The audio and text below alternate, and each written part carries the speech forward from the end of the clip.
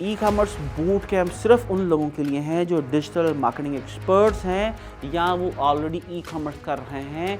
तो जनाब हमें रोज़ हज़ारों के हिसाब से मैसेज आ रहे हैं और हमें फ़िल्टर करना मुश्किल हो चुका है कि किस शख्स को ई कॉमर्स बूट कैंप के अंदर एनरोल किया जाए और किसको ना एनरोल किया जाए। तो नंबर 1 प्लीज़ वीडियो देख के मैसेज मत डाल दीजिएगा।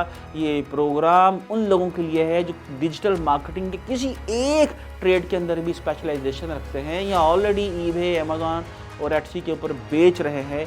ये प्रोग्राम जो है सिर्फ उन लोगों के लिए है और इसके लिए हम लोगों ने डेट जो है वो थोड़ी सी एक्सटेंड कर दी है ताकि कोई शख्स जो है जो इस प्रोग्राम के लिए एलिजिबल हो वो मिस ना हो।